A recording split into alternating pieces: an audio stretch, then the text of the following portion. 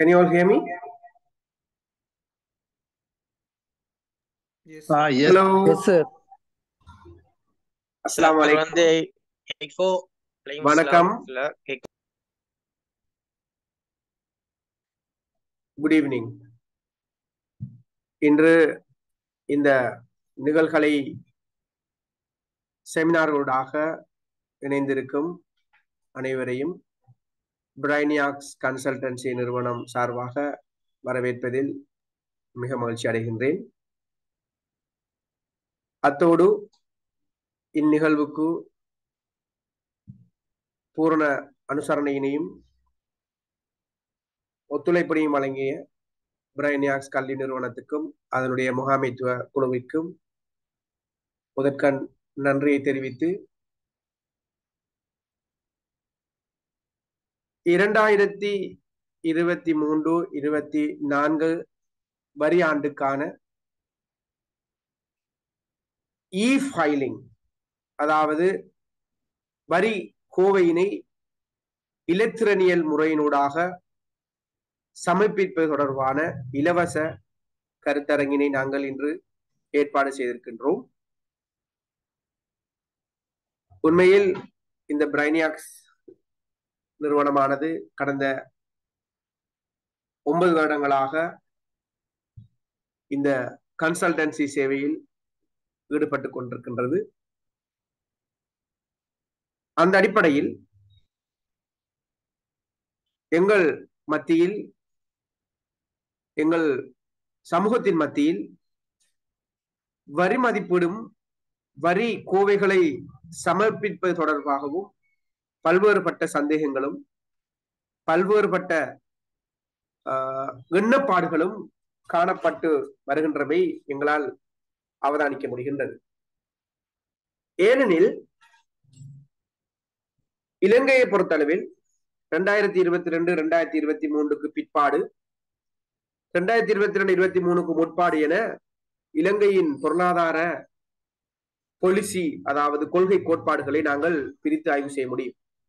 அதில் நாங்கள் வரி சம்பந்தமாக உற்று நோக்குவோமாக இருந்தால் 2022-2023 பிற்பாடு சில இறுக்கமான வரி கொள்கைகள் இருப்பதன் காரணமாக இலங்கையில் இருக்கின்ற 18 வயதுக்கு மேற்பட்ட அனைத்து மக்களும் வரி கோவையினை உள்நாட்டு இறைவரி திணைக்களத்தினூடாக ஆரம்பித்து அவர்கள் வருமானம் வரி செலுத்துவதற்கான தகமையினை அடையும் இடத்து வரி செலுத்த வேண்டும் என்கின்ற ஒரு கட்டாய நிபந்தனையின் கீழ் 2023 முற்பகுதி காணப்பட்டாலும் 2023-2024 வரியாண்டிற்கு பிற்பாடு அனைத்து வகையான கோவைகளும் நிகழ்களை ஊடாக ஒன்லைன் ஊடாக சமர்ப்பிக்கப்பட வேண்டும் என்பது அரசாங்கத்தின் விசேடமாக உள்நாட்டு இறைவரி திணைக்களத்தின் சட்டமாகும். அந்த அடிப்படையில் வருகின்ற 30ஆம் தேதி, நவம்பர் 30ஆம் தேதி உள்நாட்டு இறைவரி திணைக்களத்தில் வருமான வரி மற்றும் கம்பெனி வரிகள் இன்னொரு அனைத்து வகையான வரிகளையும் செலுத்துவதற்கான கடைசி தினமாகும். இந்த வருமான வரியினை செலுத்துவதற்கான காலம் மிக அண்மையில் நெருங்கிக்கொண்டிருப்பதனால் பல்வேறுபட்ட தொழில் செய்கின்றவர்கள், அரசாங்கத்தில் தொழில் செய்கின்றவர்கள், தனியார் துறையில் தொழில் செய்கின்றவர்கள், வெளிநாடுகளில் வாழ்கின்றவர்கள் எல்லோருக்கும் தற்காலத்தில் இருக்கின்ற குழப்பமான ஒரு நிலைப்பாடு இந்த வரி செலுத்துவது தொடர்பான விடயமாகும். இன்று இந்த வரி தொடர்பான எவ்வகையான ஆவணங்கள் நாங்கள் சமர்ப்பிக்க வேண்டும், எவ்வாறு சமர்ப்பிக்க வேண்டும், அத்தோடு ஆவணங்களை நீங்கள் சமர்ப்பிக்கின்ற நேரம் நீங்கள் எவ்வகையான விடயங்களை கடைபிடிக்க வேண்டும், எதிர்காலத்தில் நீங்கள் உங்கள் வரிக்கோவையினை எவ்வாறு செலுத்த வேண்டும் என்கின்ற பல்வேறுபட்ட வினாக்களுக்கும் பல்வேறுபட்ட குழப்பங்களுக்கும் ஒரு தீர்வாக இன்ஷா அல்லாஹ் இன்றைய நிகழ்வு உங்களுக்கு அமைய இருக்கின்றது. இன்றைய நிகழ்வுக்கு விசேட அதிதியாக இங்கே எங்களோடு இணைந்திருக்கின்ற உள்நாட்டு இறைவரி திணைக்களத்தின் பிரதி ஆணையாளர் மதிப்புக்குரிய MCM அன்வர் சார் அவர்களை நான் இவ்விடத்தில் ஞாபகப்படுத்த வேண்டும். அன்வர் சார் என்பவர் இந்த வரித்துறையில் பிரதி ஆணையாளராக மட்டக்களப்பு பிராந்திய அலுவலகத்தில் பணியாற்றுவதோடு மாத்திரமல்லாமல் கிழக்கு மாகாணத்தில் வரி தொடர்பாக பல்வேறு பயிற்சிகளையும் பல்வேறுபட்ட ஆலோசனைகளையும் அரசாங்க நிறுவனங்கள், தனியார் நிறுவனங்கள், தனியார் தொழில் நிறுவனங்கள் போன்ற பல்வேறு அமைப்புகளினூடாக உள்நாட்டு இறைவரி திணைக்களத்தின் அனுமதியுடன் அவர் செய்து கொண்டு வருகின்றமை குறிப்பிடத்தக்கது. அத்தோடு இன்று எங்களுடைய பிரைனியாக்ஸ் கன்சல்டன்சி ஊடாக இந்நிகழ்வினை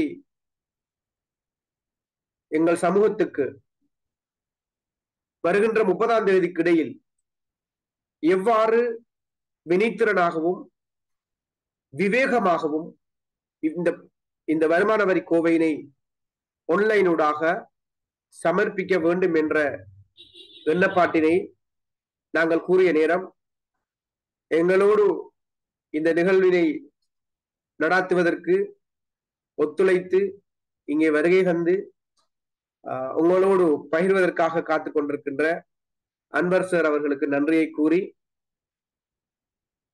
உங்களுக்கு தேவையான தகவல்கள் அது மாத்திரமல்லாமல் சில வேளைகளில் வரி தொடர்பான பல்வேறுபட்ட கேள்விகள் உங்களிடத்தில் காணப்படலாம். அந்த கேள்வி பதில்களை நாங்கள் சாருடைய விளக்கத்தின் பிற்பாடு Q&A செஷனூடாக உங்களுடைய கேள்விகளை நீங்கள் கேட்டுக்கொள்ள முடியும். எனவே சார் இந்த நிகழ்வினை தொடர்ச்சியாக நடத்தி கொண்டுகின்ற போது உங்களுக்கு வருகின்ற கேள்விகளை, சந்தேகங்களை குறித்துக் கொண்டு நிகழ்வின் கடைசி நேரத்தில் கேள்வி பதில் நிகழ்ச்சி ஒன்று இருக்கின்றது. அந்த நிகழ்ச்சியில் நீங்கள் உங்களுடைய கேள்விகளை எங்களுடைய பிரதி ஆணையாளரிடம் கேட்டு அதற்குரிய தீர்வினை பெற்றுக்கொள்ளலாம் என்று கூறி என்னுடைய வரவேற்புரையினை நிறுத்தி அடுத்ததாக இன்றைய நிகழ்வினை கொண்டு செல்வதற்காக கல்முனை மட்டக்களப்பு பிராந்திய வரி திணைக்களத்தினுடைய பிரதி ஆணையாளர் அன்வர் சார் அவர்களை அன்போடு அழைத்துக் கொள்கின்றேன். அன்வர் சார்.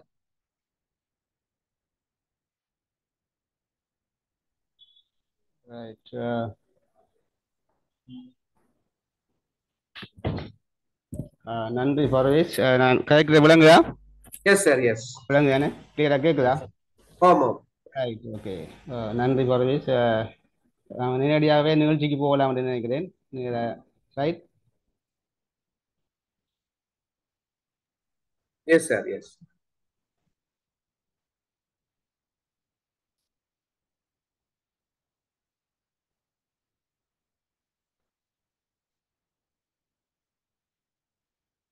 Right, okay. இந்த நிகழ்வினை ஏற்பாடு செய்திருந்த பிரைனியாக்ஸ் கன்சல்டன்சி நிறுவனத்துக்கு நன்றியை கூறியவனாக அதிக நேரம் பேசிக்கொண்டிருக்காமல் நிகழ்ச்சியை விரைவாக கொண்டு சென்று முடிக்க வேண்டிய தேவையில் இருக்கிறது. ஆகவே எனது பெயர் உங்களுக்கு தெரிஞ்சிருக்கும், பரவி சொன்னது போல நான் அன்வர். நான் உதவி ஆணையாளராக உள்நாட்டு இறைவரி திணைக்களத்திலே பணியாற்றி கொண்டிருக்கிறேன். பிரைனியாக்ஸ் காலேஜினை கேட்டுக்கொண்டிருக்காங்க. இந்த நிகழ்வினை உங்களுக்கு செய்வதற்காக நான் வந்திருக்கிறேன். Right, okay. நாம் இப்போ நிகழ்ச்சிக்குள்ளே போகலாம். இப்போ நான் கதைக்கிறது உங்களுக்கு கிளியராக கேட்குதானே? Yes sir, yes.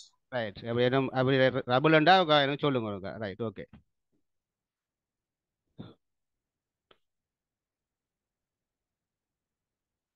Right, okay.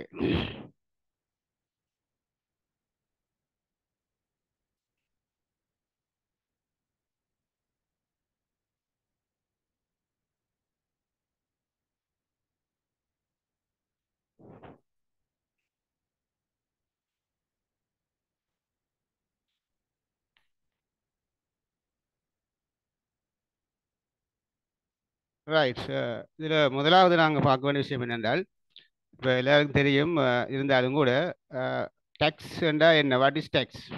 Right. tax is the compulsory payment or the contribution made by the citizen to the country. Right, இது வந்து என்னென்றால் வரி வந்து ஒரு கம்பல்சரியான கட்டாயமான ஒரு பங்களிப்பு, ரைட், ஒரு பேமெண்ட். நாங்கள் நாட்டில் வாழுகின்ற சிட்டிசன்ஸ் வந்து கவர்மெண்ட்டுக்கு கட்டாயம் செலுத்தணும். இது very important, without any expectation, right. இதில் எந்த எக்ஸ்பெக்டேஷனும் எங்களுக்கு இருக்க இயலாது. ஆனால் நாங்கள் நாட்டுக்கு கட்டாயம் வரி செலுத்தி ஆகணும். இந்த ரெவென்யூவை வந்து ஏன் கவர்மெண்ட் கலெக்ட் பண்ணுதுன்னு சொன்னால் தங்களுடைய எக்ஸ்பெண்டிச்சர்ஸ், நாட்டுக்கு தேவையான செலவுகளை மேற்கொள்வதற்காகத்தான் இந்த வரிகளை கலெக்ட் பண்ணுது. இந்த வரி வந்து சார்ஜஸ், டேக்ஸஸ், ஃபீ, டியூட்டி இன்னொரு என்ன பெயரால் இது அழைக்கப்பட்டாலும் எல்லாமே நாட்டில் கலெக்ட் பண்ணப்படுறது டேக்ஸ் தான். இந்த டேக்ஸை வந்து 2 ஃபார்மேட்டில் தான் ஸ்ரீலங்காவில் கலெக்ட் பண்ணுவாங்க. ஒன்று direct tax and indirect tax. Direct டேக்ஸ்ங்கிறது எங்களுக்கு தெரியும், பர்சனல், அவங்களோட பர்சன்ட, தனிநபர் அல்லது கோஆபரேட்டர் இன்கமில் அறவிடப்படுற டேக்ஸ். உதாரணமாக சொன்னோம்னா இன்கம் டேக்ஸ். எங்களோட டிரெக்டாக வந்து எங்களோட இன்கமில் அறவிடப்படுற டேக்ஸுக்கு நாங்கள் சொல்கிறது இன்கம் டேக்ஸ், ரைட்.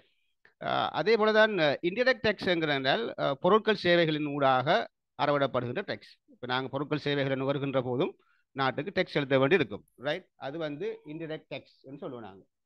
உதாரணமாக வேட், எஸ்எஸ்சிஎல்ங்கிற டேக்ஸஸ் வந்து இதுக்குள்ளே அடங்கும். அப்போ 2 வகையாக தான் நாட்டில் டேக்ஸஸ் இன்லேண்ட் ரெவன்யூவை பொறுத்த வகையில் அறவிடப்படும். ஒன்று டிரெக்ட் டேக்ஸ், அடுத்தது இன்டிரெக்ட் டேக்ஸ்,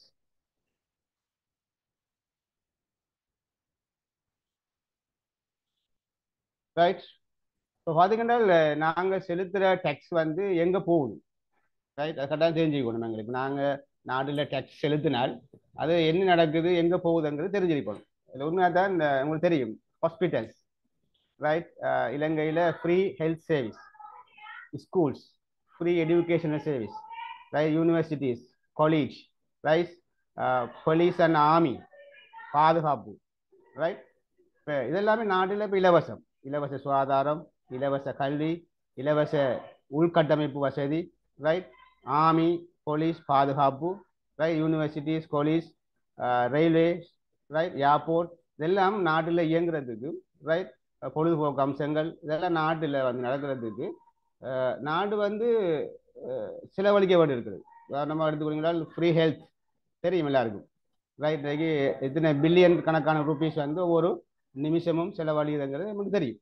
அதே மாதிரி ஸ்கூல்ஸ், யூனிவர்சிட்டிஸ், ரைட், இதெல்லாம் வந்து நாட்டில் இலவச சேவை, ரைட். இலவசமாகத்தான் அரசாங்கம் மக்களுக்கு வழங்குது. அதனால் இலவசமாக அரசாங்கம் வழங்கினாலும் அரசாங்கத்துக்குரிய காசு எங்கேருந்து போகணும் என்றால் அது மக்களுடைய வரி பணத்திலிருந்து தான் போக வேண்டி இருக்கும், ரைட். நாட்டோட டேக்ஸ் ஸ்ட்ரக்சரை பார்த்து, ரெவன்யூ ஸ்ட்ரக்சர், இலங்கையோட ரெவன்யூ ஸ்ட்ரக்சரை நீங்கள் பார்த்தீங்கன்னா 2023ஆம் ஆண்டோட நான் டேக்ஸ் ரெவன்யூ வந்து ஒன்லி 317 பில்லியன், 317 பில்லியன் தான் நாட்டில் நான் டேக்ஸ் ரெவன்யூ. ஆனால் டேக்ஸ் ரெவன்யூ வந்து 2596 பில்லியன், கிட்டத்தட்ட அது 88%, ரைட். அப்போ இலங்கையோட மெயின் சோர்ஸ் ஆஃப் இன்கம் என்னன்னு சொன்னால் டேக்ஸ் தான். அதர் சோர்ஸ் எல்லாம் நாட்டில் பெருசாக இல்லை. கிட்டத்தட்ட இதில் ஒரு 2023 ஒரு 12% தான். அது மத்திய வங்கியில லாபம், மற்ற லாபங்கள், ரைட். என்றால் அரசாங்கம் செய்கிற எல்லா தொழிலும் வந்து லோஸ்ட், அரசாங்க நிறுவனங்கள் எல்லாம் லோஸ்ட், ரைட். ஆகவே நாட்டில் இருக்கிற மிகப்பெரிய சோர்ஸ் ஆஃப் இன்கம் வந்து நாட்டுக்கு டேக்ஸ். அதே மாதிரி 2024ஆம் ஆண்டு நீங்கள் பார்த்தீங்கன்னா கிட்டத்தட்ட 341 பில்லியன் தான் எஸ்டிமேட் பண்ணிக்கிறாங்க, ரைட். ஆனால் டேக்ஸ் ரெவன்யூ வந்து 3820 பில்லியன், நியர்லி 92%, ரைட். 92% இந்த 2024க்கு அரசாங்கம் எதிர்பார்க்கிறது டேக்ஸ் ரெவன்யூ தான், ரைட். ஆகவே நாட்டில் மிகப்பெரிய சோர்ஸ் ஆஃப் இன்கம் நாட்டுக்கு வந்து இலங்கை பொறுத்த வகையில் டேக்ஸ். டேக்ஸ் சம்பந்தமாக மிக கவனமாக அரசாங்கம் செயல்படுகிறது, ரைட். இது சின்ன ஒரு இன்ட்ரடக்ஷன். டேக்ஸ் என்ன, அதோட டேக்ஸ் வந்து எங்கே நாங்கள் செலவழிக்கப்படுகிறது, நாட்டோட ஸ்ட்ரக்சருங்க சின்ன ஒரு இன்ட்ரடக்ஷன் கொடுக்கும். இப்போ தான் நான் இந்த சில சப்ஜெக்டுக்கு வரப்போகிறேன், ரைட். எங்களோட இல்லன் ரெவன்யூவை பொறுத்த வகையில் டேக்ஸ் அறவிடப்படுறதுக்கு வெரி இம்பார்ட்டான விஷயம்தான் சோர்ஸ் ஆஃப் இன்கம், இந்த 4 வகையான சோர்ஸ் ஆஃப் இன்கமையும் பேஸ் பண்ணித்தான் இலங்கையில் டேக்ஸ் அறவிடப்படுது. ரைட், வேற எந்த இதையும் பேஸ் பண்ணுறது இல்லை. இந்த 4 வகையான சோர்ஸ் ஆஃப் இன்கமை பேஸ் பண்ணித்தான் நாட்டில் டேக்ஸ் பண்ணப்படுது. ரைட், அதில் ஒன்று தான் எம்ப்ளாய்மெண்ட் இன்கம். உங்களுக்கு தெரியும், எம்ப்ளாய்மெண்ட் இன்கம்ங்கிறது ஒரு ஆள் வந்து சம்பளமாக ஊதியமாக பெறுகின்ற போது அதுக்கு நாட்டில் வரி செலுத்த வேண்டி வரும். டாக்டர்ஸ், என்ஜினியர்ஸ், லெக்சரர்ஸ் வந்து யாரெல்லாம் எங்கெங்கெல்லாம் தனியார் துறையிலேயோ அரசு துறையிலேயோ வேலை செய்கிறாங்களோ அவங்களுடைய சம்பளம் இப்பைக்கு 12 லட்சம் ரூபாய்க்கு மாதம் 1 லட்சம் ரூபாவுக்கு மேற்படுமாக இருந்தால் அவர் நாட்டுக்கு வரி கட்ட வேண்டி வரும். மாதம் 1 லட்சம் ரூபாய்க்கு மேலே வருமானம் சம்பளம் எடுத்தால் 1 லட்சம் ரூபாவுக்கு கட்ட தேவையில்லை, அதுக்கு மேலே வார அமௌண்ட்டுக்கு கட்ட வேண்டி வரும். அது எம்ப்ளாய்மெண்ட் இன்கம். ரைட், ரெண்டாவது சோர்ஸ் ஆஃப் இன்கம் தான் பிஸ்னஸ் இன்கம். இந்த பிஸ்னஸ் இன்கம்ங்கிறது என்னன்னு சொன்னால், பிஸ்னஸ் இன்கம்ங்கிறது நாட்டில் எல்லா வகையான பிஸ்னஸ் தான். ரைட், பிஸ்னஸ்ங்கிறது எங்களோட ஆக்ட் வந்து எப்படி டிஃபைன் பண்ணுது என்றால், the business has been defined include trade, professional, vocational or isolated arrangement with the business character. Right, அதே ப்ரொஃபஷனல். இப்போ யாராவது உதாரணமாக ஒரு டாக்டர் எடுத்துக்கொண்டா ஒரு டாக்டர் ப்ரைவேட் ப்ராக்டிஸ் அது வந்து ப்ரொஃபஷனல், அது வந்து அண்டர் த பிஸ்னஸ் இருக்கலாம் வரும். ரைட், இது வந்து பாஸ்ட் பிஸ்னஸாக இருக்கலாம், ப்ரெசண்டாக இருக்கலாம், ப்ரொஸ்பெக்டிவாக இருக்கலாம். ரைட், பிஸ்னஸ் அது. ஆகவே இந்த பிஸ்னஸில் வர சோர்ஸ் ஆஃப் இன்கமும் டேக்ஸுக்கு உட்படும். ரைட், பிஸ்னஸோட இன்கமும் வந்து சோர்ஸ் ஆஃப் இன்கமில் ரெண்டாவது பிஸ்னஸ் இன்கம். மூணாவது வரும் என்னன்னு சொன்னால் இன்வெஸ்ட்மெண்ட் இன்கம். இன்வெஸ்ட்மெண்ட் இன்கம்ங்கிறது என்னென்றால், ஏதாவது ஒரு முதலீடின் அடிப்படையில் முதலீட்டை பேஸ் பண்ணி அவருக்கு கிடைக்கிற இன்கம், அதுக்கும் டேக்ஸ் பண்ண வேண்டி வரும். முதலீட்டு ரைட், இன்வெஸ்ட்மெண்ட் இன்கம் எப்படி வரும் என்றால் ரெண்ட்ஸ், டிவிடெண்ட்ஸ் வாடகை, பங்கு லாபம், வட்டி, natural resource payment, right, capital gain, royalties, இது நாங்கள் சொல்றது என்னென்றால் இன்வெஸ்ட்மெண்ட் இன்கம். ஒரு ஆளுக்கு ரெண்ட் இன்கம் இருக்குமாக இருந்தால், டிவிடெண்ட் இன்கமாக இருக்கும் என்றால், இன்ட்ரெஸ்ட் இன்கமாக இருக்குமாக இருந்தால் அவர் நாட்டுக்கு வந்து டேக்ஸ் கட்ட வேண்டி வரும். இது மூணாவது சோர்ஸ் ஆஃப் இன்கம். ரைட், மூணாவது சோர்ஸ் ஆஃப் இன்கம். நாலாவது சோர்ஸ் ஆஃப் இன்கம் தான் அதர் இன்கம். இப்போ இந்த மூணுக்குள்ள வராத சோர்ஸ் ஆஃப் இன்கம் எதுவாக இருந்தாலும் அது நாலாவது சோர்ஸ் ஆஃப் இன்கமாக அதர் இன்கம் என்ற கேட்டகரிக்குள்ள வரும். இப்போ இது நாளையும் பேஸ் பண்ணித்தான் ஒரு நபருடைய அல்லது ஒரு கம்பெனியுடைய ஒரு நிறுவனத்துடைய இன்கம் வந்து கால்குலேட் பண்ணப்படும் டேக்ஸ். இது நாலும் தான் சோர்ஸ் ஆஃப் இன்கம். ரைட், இதில் ஒரு பிஸ்னஸ் இன்கம் பொறுத்த வகையில் எம்ப்ளாய்மெண்ட் இன்கம் வந்து gross இன்கம் டேக்ஸுக்கு லையபிள். அதில் எந்த கழிப்பணமும் செய்ய இயலாது. ஒரு எம்ப்ளாய்க்கு கிடைக்கிற மொத்த சம்பளம் gross இன்கம் தான் டேக்ஸுக்கு லையபிள். ஆனால் பிஸ்னஸ் இன்கம் பொறுத்த வகையில் பிஸ்னஸ் இன்கம் வந்து நெட் ப்ராஃபிட் தான் டேக்ஸுக்கு லையபிள். ஒரு நெட் ப்ராஃபிட்டை நாங்கள் எப்படி கால்குலேட் பண்ணுறதால் அவருக்கு கிடைக்கிற gross ப்ராஃபிட் நமக்கு தெரியும். gross ப்ராஃபிட் பார்க்க தெரியும். விற்பனையிலிருந்து விற்ற சரக்கின்ற கிரயத்தை கழிச்சா வாரது மொத்த லாபம். கிடைக்கிற மொத்தமாக கிடைக்கிற மொத்த லாபத்திலிருந்து அவருக்கு ஏற்ப அந்த மொத்த லாபத்தை உழைக்கிறதுக்கு ஏற்படுற எக்ஸ்பெண்டிச்சரை கழிக்கலும். உதாரணமாக அவர் அந்த பிசினஸ் செய்கிற இடத்துக்குரிய வாடகை எடுத்திருந்தார் என்றால் அந்த வாடகையை கழிக்கலும். அங்கே வேலை செய்கிற சேலரியும் கழிக்கலும். கேபிட்டல் அலவன்ஸ் சொல்றது அந்த டிப்ரிசியேஷன், அங்கே இருக்கிற மெஷினரிஸ், எக்யூப்மெண்ட்ஸ், ஃபர்னிச்சர், இதுகளுக்கு வந்து பெருமானம் தேய்வடையும். வருஷம் அதில் பெருமதி குறைஞ்சு கொண்டு போகும். ஆகவே அந்த கேபிட்டல் அலவன்ஸ் சொல்றது அல்லது டிப்ரிசியேஷன் சொல்றது, டிப்ரிசியேஷன் பெருமான தேய்வுன்னு சொல்றது, அது கழிக்கலும். டெலிஃபோன் இருந்தால் டெலிஃபோன் சார்ஜஸ் கழிக்கலும், எலக்ட்ரிசிட்டி கழிக்கலும். அவர் வந்து லோன் எடுத்திருந்தால் அல்லது ஓடி எடுத்திருந்தால் ஓடி இன்ட்ரெஸ்ட் கழிக்கலும். இப்படி அந்த மொத்த லாபத்தை உழைக்கிறதுக்கு அவருக்கு என்னெல்லாம் செலவுகள் ஏற்படுதோ அந்த ரிலேட்டடான செலவுகளை அவர் கழிக்கலும். கழிச்சு போட்டு வர நெட் இன்கம் அல்லது நெட் ப்ராஃபிட் தான் டேக்ஸுக்கு லையபிள். பிஸ்னஸை பொறுத்தவரை பிஸ்னஸ் ப்ரொஃபஷனலாக இருக்கலாம், ஒகேஷனில் இருக்கலாம்.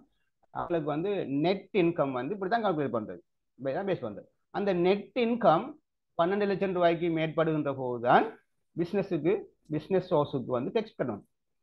மாதம் 1 லட்சம் ரூபா அல்லது இயருக்கு 12 லட்சம் ரூபாய்க்கு மேற்படுகின்ற போது தான் அவர் வந்து டெக்ஸ் கட்ட வேண்டி வரும். 12 லட்சம் ரூபாய் வரைக்கும் அவருக்கும் டெக்ஸ் இல்லை, ரைட். ஆகவே பிஸ்னஸ் இன்கம் ஒன்று நாங்கள் இப்படி தான் டெக்ஸ் பர்பஸுக்காக கால்குலேட் பண்ணப்படும், right. Investment rent, okay. Deductions, அதை நான் ஏர்லியாக சொன்னது போல எம்ப்ளாய்மெண்ட் இன்கம் பொறுத்த வகையில் எம்ப்ளாய்மெண்ட் இன்கமில் எந்த ஒரு கழிப்பணமும் செய்ய இயலாது. Deductions are not allowed in ascertaining of employment income calculate பண்ணுறதுல எந்த செலவும் கழிக்க இயலாது, செலவும் இல்லை. க்ரோஸ் சேலரி தான் டெக்ஸுக்கு வரும். அதே மாதிரி இப்போ 2023-24 டெக்ஸ் ரேட் வந்து என்னென்றால் ப்ரோக்ரஸிவ் ரேட், ரைட். அதில் வந்து முதலாவது 5 லட்சம் ரூபா 12 லட்சம் ரூபா வரைக்கும் டேக்ஸ் இல்லை, ரைட். அதை தாண்டி வார முதலாவது 5 லட்சம் ரூபாவுக்கு 6%, ரெண்டாவது 5 லட்சம் ரூபாவுக்கு 12%, மூணாவதுக்கு 18, 24, 30, பேலன்ஸ் வந்தால் 36%. 36% வரைக்கும் டேக்ஸ் ரேட் போகும். வருமானம் கூட கூட கூட டேக்ஸ் கூடும். அதான் ப்ரோக்ரஸிவ் ரேட். அதுதான் நியாயமும். என்ன, வருமானம் கூட கூட வருமானம் கூடுனால் கூட டேக்ஸ் கட்டணும், குறைவாக இருக்கிறால் குறைவாக கட்டணும். 12 லட்சம் ரூபாய்க்கு குறைய விற்கிறால் கட்ட தேவையில்லை. 12 லட்சம் ரூபாய்க்கு குறைய இருக்கிறால் கட்ட தேவையில்லை. 12 லட்சம் ரூபாய்க்கு கூடுனால் டேக்ஸ் கட்டணும். அதை விட கூட கூட கூட அவர் கூட கட்ட வேண்டி கூட வரும். இதுதான் அந்த ப்ரோக்ரஸிவ் ரேட்டுங்கிறது, ரைட். அப்போ இதுதான் இந்த 23-24 அப்ளிகபிள் ஆகிருக்கு டேக்ஸ் ரேட்ஸ், ரைட். அப்போ ஒரு இண்டிவிஜுவலை பொறுத்த வகையில், ஒரு தனிநபரை பொறுத்த வகையில் அவருக்கு என்னென்ன qualifying payments and relief, right. இவர் வந்து கழிச்சு கொள்ளக்கூடியது, அவர் மொத்த வருமானத்திலிருந்து அவருக்கு கிடைக்கிற இன்கம்ல, அசஸபிள் இன்கம்ல இருந்து, மதிக்கத்தக்க வருமானத்தில் இருந்து இந்தந்த விஷயங்களை கழிக்கலாம். ஒன்று அவருக்கு இருக்குது பர்சனல் ரிலீஃப் 12 லட்சம், ரைட். 12 லட்சம் ரூபா வரை அதை கழிக்கணும். அதே நேரம் ஒரு இண்டிவிஜுவலுக்கு வந்து ரெண்ட் இன்கம் இருக்காக இருந்தால், நான் சொன்னேன் இன்வெஸ்ட்மெண்ட் இன்கம் சொன்னது source of income. Rent income, அதாவது வாடகை வீடு அல்லது கடை எது இருந்தாலும் சரி, அவர் வாடகை கொடுத்து அவருக்கு மாதம் வாடகை வருதுன்னு சொன்னால், அந்த மாதம் வாடகை மொத்தமாக கூட்டி ஒரு வருஷத்துக்குரிய வாடகையில் அவருக்கு 25% ரிலீஃப் இருக்குது. உதாரணமா ஒரு ஆளுக்கு 1 லட்சம் ரூபா மாதம் வாடகை வருதுன்னு சொன்னால், இப்போ வருஷத்துக்கு 12 லட்சம் ரூபா அவருக்கு கிடைக்கும். ஆனால் 12 லட்சம் ரூபாவுக்கும் அவர் டேக்ஸ் கட்டுற இல்லை. 12 லட்சம் ரூபாயில 25% கழிச்சு கொள்ளையிலும். 4ல் 1, ரைட். 4ல் 1 கழிச்சால் 4ல் 3க்கு தானே அவர் டேக்ஸ் கட்ட வேண்டி வரும், ரைட்.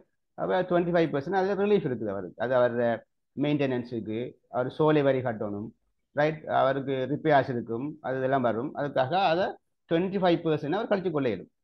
75%க்கு தான் டேக்ஸ் கட்டணும். 1 லட்சம் ரூபாண்டால் மாதம் 25,000 ரூபாய்க்கு டேக்ஸ் கட்டுற இல்லை, 75,000க்கு தான் டேக்ஸ் கட்டணும், ரைட். அடுத்த இன்னொன்று இருக்குது ஒரு இண்டிவிஜுவலை பொறுத்த வகையில், தனிநபருக்கு பொறுத்த வகையில் சோலார் பேனல் வந்துக்கிற ஒரு ரிலீஃப். இப்போ அவர் வீட்டில் ப்ரமிஸில் அவர் வந்து சோலார் பேனலை ஃபிட் பண்ணிக்கிறார். இது வந்து 1/4/2021 இயர் ஆஃப் அசஸ்மெண்ட் 21-22 இது இருக்குது, ரைட். 21-22 இயர் ஆஃப் அசஸ்மெண்ட்ல இருந்து 1/4/2021 பிறகு செய்யணும். அந்த டேட்டிலிருந்து செஞ்சிருந்தால் இவர் வந்து ஒரு சோலார் பேனல் அவர் வீட்டில் ஃபிக்ஸ் பண்ணியிருக்காரு. அதே நேரம் இது வந்து நேஷனல் கிரிடோட கனெக்ட் பண்ணணும். அவர் வீட்டில் ப்ரமிஸில் வந்து இது ஃபிக்ஸ் பண்ணப்படணும். அப்படியாக இருந்தால் இவர் வந்து வருஷத்துக்கு 6 லட்சம் ரூபா ரிலீஃபாக கிளைம் பண்ணிடும். உதாரணமாக அவளுக்கு 2 மில்லியன் அதுக்கு செலவு ஏற்பாடுமாக இருந்தால், அந்த 2 மில்லியனையும் அவர் ஒவ்வொரு இயர் ஆஃப் அசஸ்மெண்டாக 6 லட்சமாக கழிச்சு கொள்ளலாம். 3 இயர் ஆஃப் அசஸ்மெண்ட் கழிச்சால் 18 லட்சம், கடைசியாக 2 லட்சம் ரூபா. அப்படி 4 வருஷம் இவர் வந்து அவர் ஃபுல் அமௌண்ட்டை கழிச்சு கொள்ளையிடும். இது அவர் சொந்த காசில் செஞ்சிருந்தாலும் சரி, அல்லது அவர் லோன் எடுத்து செஞ்சிருந்தாலும் சரி, கழிச்சு கொள்ளையிடும். அடுத்தது இவர் வந்து ஒரு எஸ்டாப்ளிஷ் பண்ணி கொடுக்காரு ஒரு ஷொப்பை எஸ்டாப்ளிஷ் பண்ணி கொடுக்குறது யாருக்கு என்றால், ஒரு சமூர்த்தி பெனிஃபிஷரி எடுக்கிற ஒரு ஃபீமேல் பொம்பளை, இது கட்டாயம் ஒரு லேடியா இருக்கணும். அப்ப இது ஒரு சொஃபோர ஃபீமேல் இண்டிவிஜுவல், ஒரு ஃபீமேல் இண்டிவிஜுவலில் தான் இருக்கணும். அவ வந்து ஒரு சமூர்த்தி பெனிஃபிஷியராக இருக்கணும். அப்போ அவருக்கு வந்து இவங்க ஹெல்ப் பண்ணுறதுக்காக ஒரு சின்ன ஒரு கடை அதுக்குரிய பொருட்கள் எல்லாம் சேர்ந்து கொடுத்து டொனேட் பண்ணியிருப்பாராக இருந்தால், அதுக்குரிய எவிடன்ஸ் இருக்குமாக இருந்தால் அவர் ஃபுல் அமௌண்ட்டை வந்து அவருடைய அசசபிள் இன்கம்ல இருந்து கழிச்சு கொள்ள இயலும். அரசாங்கமும் டேக்ஸ் எடுத்து இதைத்தானே செய்யுது. ஆகவே நீங்கள் தனியாக யாராவது செய்தாலும் அது எக்ஸப்ட் பண்ணக்கூடியதாக இருக்கும். அடுத்தது கடைசியாக இருக்கிற விஷயம் தான் டொனேஷன். நீங்கள் அன்பளிப்பு கொடுக்க இயலும். அது ஒன்று கவர்மெண்ட்டுக்கு கொடுக்கலாம் அல்லது அப்ரூவ் சேரிட்டிக்கு கொடுக்க இயலும்.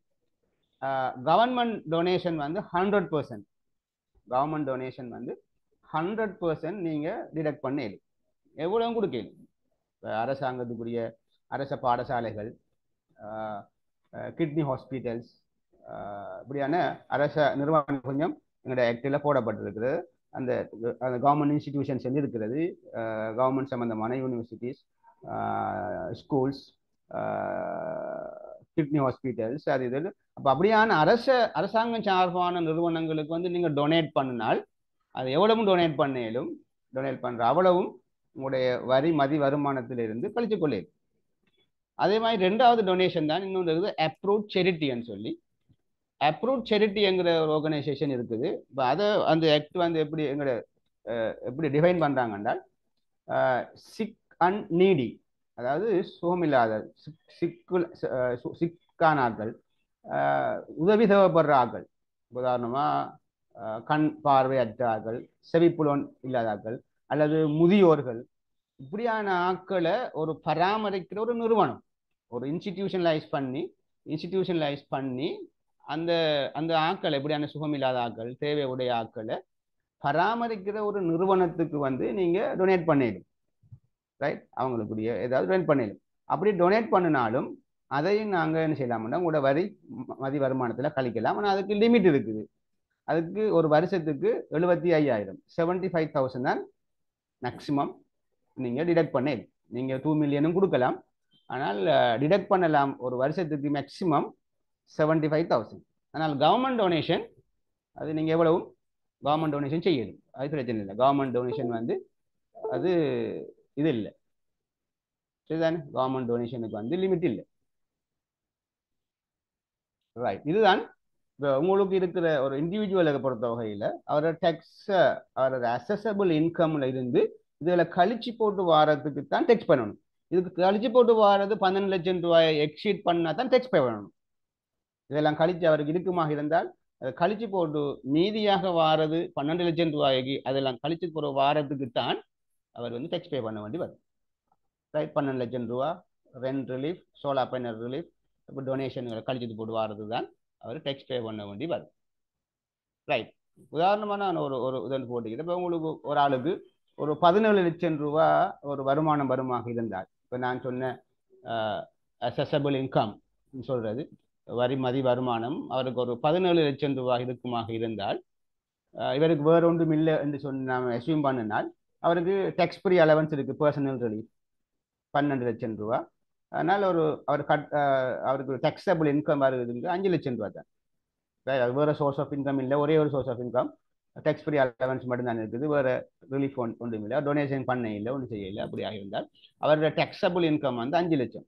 ரைட், இப்போ இந்த 5 லட்சம் ரூபாவுக்கு அவர் கட்ட வேண்டிய டேக்ஸ் எவ்வளோ வேண்டாம், 30,000 ரூபா. ஒரு 17 லட்சம் ரூபா உழைக்கிற ஒரு நபர் ஒரு வருஷத்துக்கு நாட்டுக்கு செலுத்த வேண்டிய டேக்ஸ் எவ்வளோ வேண்டால் ஒரு 30,000. இப்போ அதை நீங்கள் பார்த்தீங்கன்னா ஒரு லெஸ் தேன் 2% தான் அவர் மொத்த இன்கம்லேயே, ஒரு 2% இல்லை, ஒரு 1.7 1.8% தான் அவர் கட்டுற டேக்ஸ். ரைட், அதை நம்ம இன்னும் பார்த்தால் ஒரு நாளைக்கு அவர் கட்ட வேண்டிய டேக்ஸ் வருமே போல ஒரு 82 ரூபா தான் வரும். ஒரு 14 லட்சம் ரூபா உழைக்கிற ஒரு நபர் இந்த நாட்டில் ஒரு 82 ரூபா தான் நாட்டுக்கு வரி செலுத்தணும். ஆனால் இந்த நாட்டில் நிறைய அவரோட பிள்ளை படிக்குது பாடசாலையில், அவர் பிள்ளைக்கு இலவச புத்தகம், இலவசமான சீருடை, இலவச கல்வி, இலவச சுகாதாரம், இலவச உட்கட்டமைப்பு வசதி அனுபவிக்கும், இன்ஃப்ராஸ்ட்ரக்சர், ரைட், இலவச செக்யூரிட்டிஸ், பாதுகாப்பு, ரைட், சமூர்த்தி, வெள்ளப்பெருக்கு வந்த நிவாரணம், இதெல்லாம் இந்த நாட்டில் எல்லாரும் அனுபவிக்கும். ரைட். ஆனால் நாங்கள் அதுக்குரிய தகுதியை அடைஞ்சா நாட்டில் இப்போ 12 லட்சம் ரூபாண்டு இருக்கிறது, அதை விட கூட எங்களுக்கு வருமானம் வந்தால், ஆகவே நாங்கள் இந்த நாட்டுக்குரிய கண்ட்ரிபியூஷனை கட்டாயம் செஞ்சுதான் ஆகணும். அதில் யாரும் எதுவும் சொல்ல இயலாது. ரைட். அது இந்த நாட்டுடைய வருமான ஸ்டைல் அப்படி தான் இருக்குது. ஆகவே இந்த நாட்டுடைய தான் நிறைய உங்களுக்கு தெரியும், இப்போ என்னை விட தெரியும் உங்களுக்கு கூட, இலவச கல்வி இருக்கிற நாடு இலங்கை போன்ற நாடு இருக்கான்னு எனக்கு தெரியாது. ஃபுல்லி அப்படி ஒரு இலவச கல்வி தான் இலங்கையில் இருக்குது. மற்ற வெளிநாடுகள் எல்லாம் காசு அது இதெல்லாம் இருக்குது. இப்போ நாங்களும் ஒரு சின்ன ஒரு மெடிசினை ஒரு டாக்டரை உருவாக்குறதுக்கு ப்ரைவேட்டாக போனால் கோடிக்கணக்கில் செலவழிக்கணும். ஆனால் இன்றைக்கு எத்தனை ஆயிரம் டாக்டர்ஸ் வந்து நாட்டில் இலவசமாக உருவாக்கி கொண்டிருக்கிறாங்க. ரைட். ஆகவே நாடு செலவழிக்குது. நாங்களும் அதில் படித்து வந்திருக்கிறோம். நாங்களும் அந்த அப்படியான வருமானம் எங்களுக்கும் இருந்தால் நாங்கள் நாட்டுக்குரிய டேக்ஸை கட்டாயம் கட்டணும். நாங்கள் கடன் பெற்றார்கள், நாங்கள் அனுபவித்து வந்திருக்கிறோம். எங்களுக்கும் அதுக்குரிய வருமான வாய்ப்பு வருமாக இருந்தால் நாட்டோட வரியை கட்டுறதுக்கு நாங்கள் பின்னிக்கப்படாது. Right right. ஆகவே ஒரு 17 லட்சம் ரூபா உழைக்கிற ஒரு ஆள் கட்ட வேண்டிய டேக்ஸ் வந்து ஒரு 30,000 ரூபா. ரைட். அந்த டேக்ஸும் வந்து எப்படி என்றால் அவர் ஒரு செல்ஃப் சிஸ்டம். இலங்கையில் யாரும் யார வரியையும் வருமானத்தையும் மதிப்பிடுற இல்லை. இப்போ உங்களுக்கு எனக்கு 12 லட்சம் ரூபாய்க்கு மேலே வருமானம் வருதாக இருந்தால் நான் செல்ஃபாக டிக்ளேர் பண்ணித்தான் டேக்ஸை கட்டுவேன். அதுதான் நாட்டில் உள்ள சிஸ்டம், செல்ஃப் அசஸ்மெண்ட் சிஸ்டம். எனக்கு என்ன வருமானம்ங்கிறத நானே டிசைட் பண்ணி நானே வருமானத்தை வெளிப்படுத்தி நானே டேக்ஸ் கட்டணும். அதுதான் நாட்டில் இருக்கிற செல்ஃப் அசஸ்மெண்ட் சிஸ்டம். ரைட். வேற யாரும் வரையில் அவராகவே அவருடைய வருமானத்தை வெளிப்படுத்தி அந்த டேக்ஸை கட்டணும். ரைட். இந்த டேக்ஸை கட்டுறது வந்து எப்படி என்றால், இந்த டேக்ஸை கட்டுறது அது வந்து மொத்தமாக கட்டுறது இல்லை. அதுவும் ஒரு ஈஸி வே இருக்குது. 30,000 ரூபாயும் கூட அவர் 30,000 ரூபாய் ஒரு தரத்தில் கட்டுறது இல்லை. அதையும் நாட்டில் 4ஆக பிரித்து அவருக்குரிய டேக்ஸை வந்து அவர் 4ஆக பிரித்து ரைட் ஒவ்வொரு காலாண்டுக்குரிய டேக்ஸாக அவர் கட்டணும். ரைட். இப்போ உதாரணமாக இந்த 23-24 இயர் ஆஃப் அசஸ்மெண்ட்டுக்குரிய அதை பார்த்தோம்னு சொன்னால் முதலாவது ஃபர்ஸ்ட் குவார்ட்டர் டேக்ஸ் வந்து அவர் கட்டணும் 15 ஆகஸ்ட் 2023. 2023 ஆகஸ்ட் மாதம் 15ஆம் தேதிக்கு முன்னாடி அவர் வந்து அவருடைய டேக்ஸை கட்டணும். அதே மாதிரி நவம்பர் 15க்கு முதல், பிப்ரவரி 15க்கு முதல், 2024 மே 15க்கு முதல் இவருடைய டேக்ஸை கட்டணும். கரெக்ட். ரைட். இப்போ இப்படியெல்லாம் கட்டி இவருக்கு இயர் ஆஃப் அசஸ்மெண்ட்ங்கிறது வெரி இம்பார்ட்டன்ட். டேக்ஸை பொறுத்த வகையில் வெரி இம்பார்ட்டன்டான பாயிண்ட் என்னென்றால் இயர் ஆஃப் அசஸ்மெண்ட், வரி மதிப்பீட்டாண்டு. எங்களோட சிஸ்டம் இல்லைன்ற ரெவன்யூடைய சிஸ்டம் என்னன்னு சொன்னால், ஒரு வருஷத்தின் ஏப்ரல் 1ஆம் தேதி தொடங்கி, ஒரு ஆண்டின் ஏப்ரல் 1ஆம் தேதி தொடங்கி அதனை உடனடுத்து வருகின்ற ஆண்டு 31 மார்ச்சில் முடிவடை. இதுதான் டேக்ஸ் கலண்டர். ஆகவேதான் ஒரு ஆண்டு ஏப்ரல் 1ஆம் தேதி தொடங்கி அடுத்த வருஷம் 31 மார்ச். ரைட். ஆகவேதான் 2 ஆண்டு ஜாயிண்ட் ஆகி வரும். உதாரணமாக 23-24 என்றால் 1ஆம் தேதி ஏப்ரல் 1ஆம் தேதி 2023, ஏப்ரல் 1ஆம் தேதி 2023 தொடங்கி அடுத்த வருஷம் 31/3/2024. ரைட். இதுதான் ஒரு இயர் ஆஃப் அசஸ்மெண்ட். இப்போ இதுக்குரிய இந்த இயர் ஆஃப் அசஸ்மெண்ட்டுக்குள்ள அவருக்கு கிடைக்கிற வருமானத்துக்கு தான் அவர் டேக்ஸ் கட்டுறது 23-24. ரைட். ஆகவே இவருடைய இயர் ஆஃப் அசஸ்மெண்ட் எப்போ முடியும்னு சொன்னால், இயர் ஆஃப் அசஸ்மெண்ட் முடிகிறதுக்கு முதலே இவர் எஸ்டிமேட்டடாக இவர வருமான வரியை கட்டணும். ரைட். ஆகவே இவர் உதாரணமாக நீங்கள் எடுத்துக்கொண்டால் 23-24 என்றால் 2024 31/3 மார்ச் மாதம் தான் இவர் ஃபைனான்சியல் இயர் முடியும். அதுக்கு பிறகு தான் இவர் பிஸ்னஸ் ஆக்களை பொறுத்த வகையில் இவர் ஆக்சுவலான இன்கம் எவ்வளோ வந்து கண்டுபிடிக்கலும். Right right கண்டுபிடிக்கலும். இதுக்கு முதல்ல அவர் எஸ்டிமேட்டடாக அவரோட வருமானத்தை அவருக்கு போன வருஷமா முந்தின வருஷத்துக்குரிய அந்த எக்ஸ்பீரியன்ஸை வச்சு அவர் எஸ்டிமேட்டடாக டேக்ஸை கட்டி வரலாம். மார்ச் 31ஆம் தேதி வரை அவருடைய கணக்கு முடியும். ரைட். அதில் முடிச்சதுக்கு பிறகு அவருக்கு எவ்வளவு டேக்ஸ் தாங்க கட்டணும்னு கிளியராக விளங்கும். ரைட். அதுக்கு பிறகு இந்த மேலே எல்லாம் 4 குவார்ட்டரும் கட்டிட்டாரு. இன்னும் அவருக்கு கணக்கை பார்க்காரு, காசு கட்ட வேண்டி இருக்குன்னு சொன்னால் ஃபைனல் பேமெண்ட் ஒரு டேட் இருக்குது. ஃபைனல் பேமெண்ட் செய்யணும் ஒன்னோ பிஃபோர் 30th செப்டம்பருக்கு முதல். ரைட், 2024 ஆண்டு செப்டம்பர் 30 முதல் அவருடைய ஃபைனல் பேமெண்ட் அவர் செய்யணும். ரைட், அது ஃபைனல் வரும் அல்லது வராமல் விடும். வந்தால் கட்டுதான், வராட்டி கட்ட தேவையில்லை. ரைட், இதெல்லாம் முடிச்சு போட்டு இவர் இவருடைய ஆனுவல் ரிட்டர்னு வருடாந்த வருமான வரி அறிக்கையை ஒவ்வொரு வருஷமும் நவம்பர் மாதம் 30 முதல் சப்மிட் பண்ணணும். ஒவ்வொரு வருஷமும் தனிநபர் அவருக்குரிய வருமான வரி விவரத்திரட்ட நவம்பர் மாதம் 30 முதல் ஒவ்வொரு வருஷமும் கொடுக்கணும். அதுதான் லாஸ்ட் டேட். ஆகவே நான் நினைக்கிறேன் வார சனிக்கிழமை 30 நினைக்கிறேன். ரைட், அதுதான் இருக்கிற லாஸ்ட் டேட். இப்போ இந்த 23-24 ரிட்டர்ன் சப்மிட் பண்ணுற டேட். அந்த டேட்டுக்கு முன்னாடி கொடுக்கணும். இந்த வருஷம் ஸ்பெஷலாக இந்த வருஷம் தனிநபரை பொறுத்த வகையில் 2023-24 இவங்க என்ன செய்யணும் என்றால் மெண்டேட்டரியாக கட்டாயமாக இ சேவிஸ் ஊடாகத்தான் ரிட்டர்ன் சப்மிட் பண்ணணும். பேப்பராக மெனுவலாக ரிட்டர்ன் சப்மிட் பண்ணுறது இல்லை. இந்த முறை இல்லைன்ற ப்ரொவைட் பண்ணியிருக்குது இ சேவிஸ் ஊடாக மட்டும்தான் இந்த முறை உங்களுடைய வருமான வரி விவரத்திட்ட சமர்ப்பிக்க முடியும். ரைட், இ சேவிஸ் ஊடாக மட்டும்தான் செய்யலாம். அது மெண்டேட்டரி. 30 முதல் உங்களுடைய வருமான வரி விவரத்திரட்டுக்களை நீங்கள் கட்டாயம் செய்யணும். இல்லைன்ற ரெவன்யூ டிபார்ட்மெண்ட் ஒரு தனிநபரை பொறுத்த வகையிலேயோ அல்லது நிறுவனத்தை பொறுத்த வகையிலேயோ வரி சம்பந்தமாக எதிர்பார்க்கிற 2 மிக முக்கியமான விஷயம் இருக்கு. ஒன்று அந்த ரிட்டர்ன் கம்ப்ளைன்ஸ் சொல்றாங்க. ரிட்டர்ன் கம்ப்ளைன்ஸ் என்றால் ரிட்டர்ன் அந்த ஃபார்ம்ஸை ஆனுவல் ரிட்டர்ன் டைமுக்கு கொடுக்குறது முதலாவது விஷயம். அதை ஒன்னோ பிஃபோர் அந்த டேட்ல கொடுக்குறது. அடுத்தது அதுக்குரிய டியூ டேக்ஸை உரிய தேதிகளில் பே பண்றது. இது ரெண்டுமே ஒரு நிறுவனங்களும் சரியாக செய்யுமாக இருந்தால் அது நிறைய வீணான பிரச்சனைகளுக்குள்ள போகாம அல்லது வீணான சிக்கல்களுக்குள்ள போகாம மேலதிகமான தண்டப்பணம், பெனால்டிஸ், இன்ட்ரெஸ்ட், நீதிமன்ற நடவடிக்கைகள் அப்படியான விஷயங்களுக்கு போகாம அவர் தவிர்த்து கொள்ளணுமாக இருந்தால் அவர் செய்ய வேண்டியது 2 விஷயம். ஒன்னோ பிஃபோர் 30th நவம்பருக்கு முன்னால அவருடைய ஆனுவல் ரிட்டர்னை சப்மிட் பண்றது, அந்த டேக்ஸை உரிய தேதிகளுக்குள்ள பே பண்ணி கொடுக்கிறது. இது 2 தான் ஒரு நிறுவனமோ அல்லது ஒரு தனிநபரை பொறுத்த வகையில் இருக்கிற டேக்ஸ் சம்பந்தமாக இருக்கிற மிகப்பெரிய ரெஸ்பான்சிபிலிட்டி, பெரிய கடப்பாடு. அது 2 தான். அதை நாங்கள் சொல்றது ஒன்று ரிட்டர்ன் கம்ப்ளைன்ஸ், அடுத்தது பேமெண்ட் கம்ப்ளைன்ஸ். இது 2ஐயும் நாட்டின் பிரஜையாக இருக்கிற நாங்கள் வரி செலுத்துவதற்கு தகுதியாக இருந்தால் அதை கட்டாயம் செய்யணும். அது அவ்வாறு செய்ய தவறுமாக இருந்தால் ரைட், அவ்வாறான விஷயங்கள் ஒன் டைம் செய்ய தவறுமாக இருந்தால் நிறைய விஷயங்களை நாங்கள் அன்வான்ட் திங்ஸ் ஃபேஸ் பண்ண வேண்டி வரும். ரைட், இப்போ அண்மையில் எங்களோட உள்நாட்டு இறைவரி திணைக்களத்தோட கொண்டு வரப்பட்ட ஆக்டில் 2 வகையான பெனால்டி சிஸ்டம்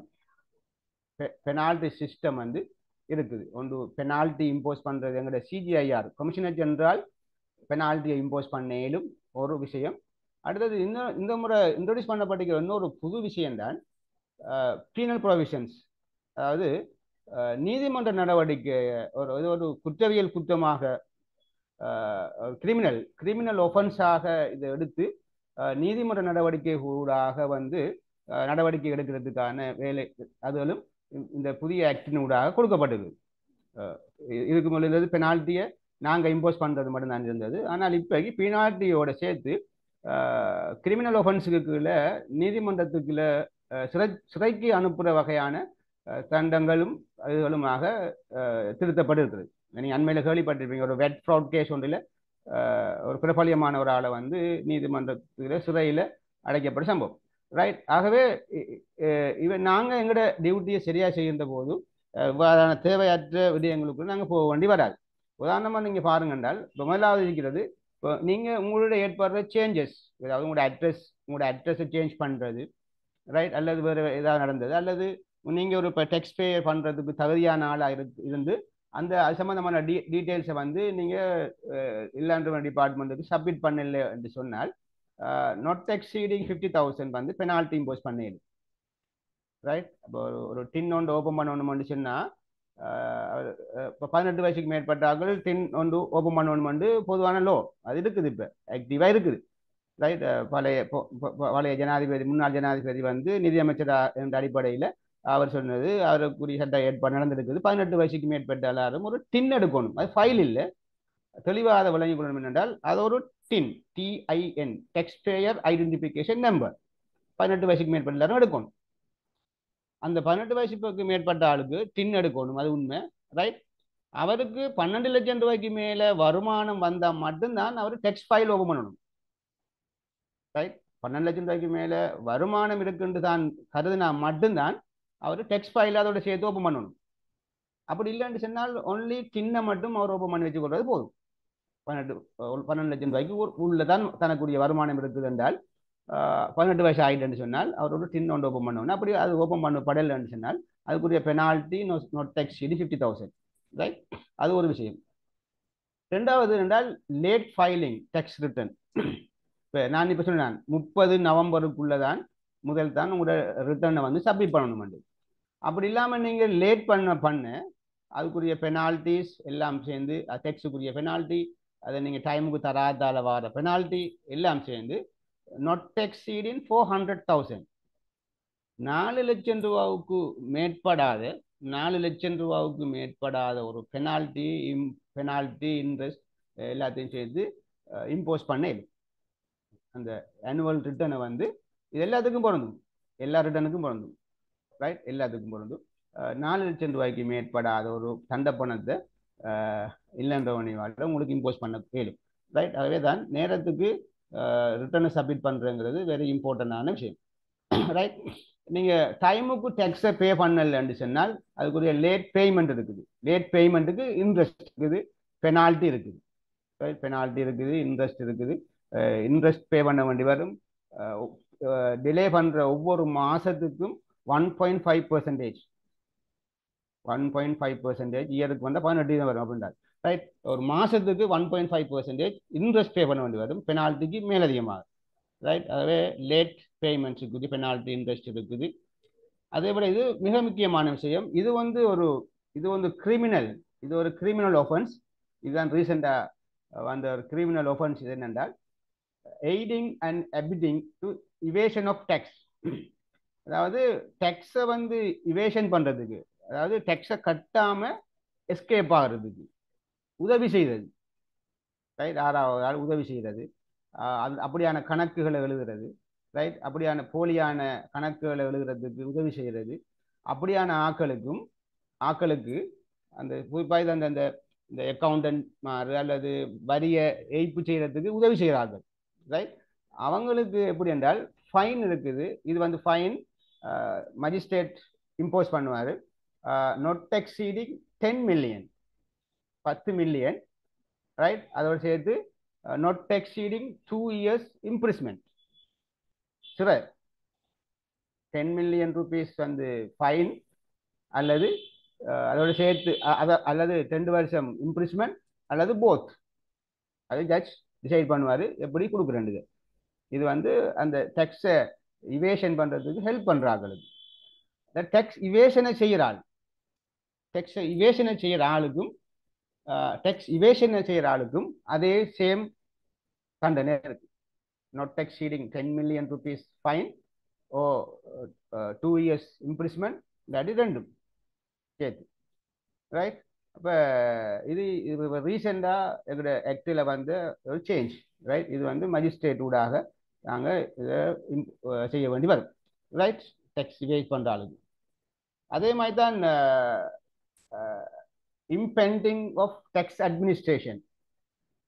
ரைட். டேக்ஸ் அட்மினிஸ்ட்ரேஷனுக்கு இடைஞ்சலாக இருக்கிறது. இப்போ அதில் ஒரு 8 விஷயம் இருந்தாலும் அதில் 2வது இருக்கிற failure to file a return. Right.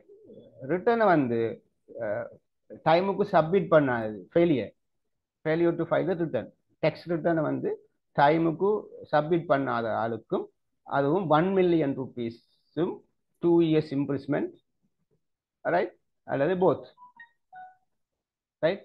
இது வந்து வெரி சிவியரான விஷயம். இப்போ இது ரீசெண்டாக சேஞ்ச் பண்ணப்பட்ட விஷயம். ஆகவே ரிட்டர்னை சப்மிட் பண்ணுறது. ஒரு இல்லைன்ற கமிஷனர் ஜெனரல் வந்து ஒரு ரிட்டர்னோட ஒரு ஒரு விவரத்திட்ட வந்து ஒரு டெக்ஸ்ட் ஒரு ஆளுக்கு அனுப்புனா அந்த ரிட்டர்னை வந்து சப்மிட் பண்ண வேண்டியது அவரோட கடமை. அதில் டெக்ஸ்ட் இருக்கா இல்லையாங்கிறது இல்லை. உதாரணமாக டெக்ஸ்ட் இல்லாத ஆளாகவும் இருக்கலாம், அவர் டெக்ஸ்ட் பே பண்ண வேண்டி வராத ஆளாகவும் இருக்கலாம். ஆனால் கமிஷனர் ஜெனரல் வந்து அந்த டெக்ஸ்ட் ரிட்டர்ன் வந்து அவர் கிடைச்சிருந்தால் அதை அவர் சப்மிட் பண்ண வேண்டியது, டைமுக்கு சப்மிட் பண்ண வேண்டியது அவரோட பொறுப்பு. ரைட். ஸோ இது வந்து உண்மையாகவே ஒரு இந்த விஷயம் வந்து என்றால்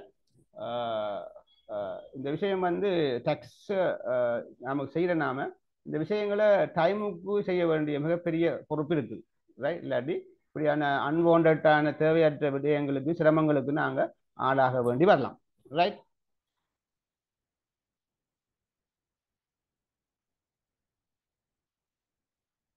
ரைட். இவ்வளவுதான் நான் அந்த உங்களுக்கு அந்த இதில் அந்த டெக்ஸ் சம்பந்தமாக இருக்கிற விஷயங்கள்னு சொல்லி நான் போட்டிருக்கிற ஃபர்ஸ்ட் விஷயம் இது உலகம்.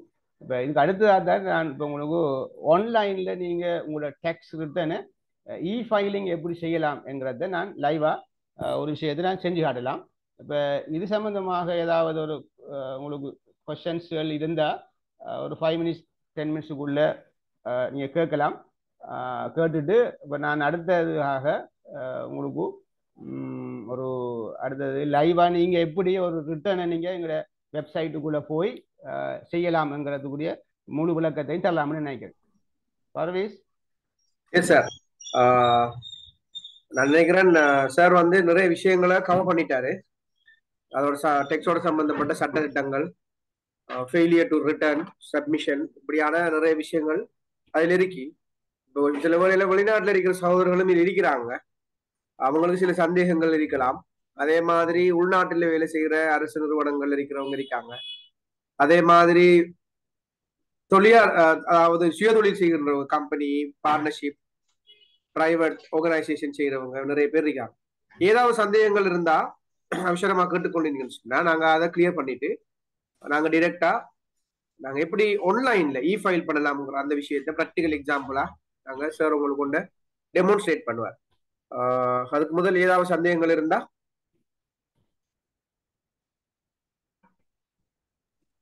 அஸ்ஸலாமு அலைக்கும் பர்வேஸ்.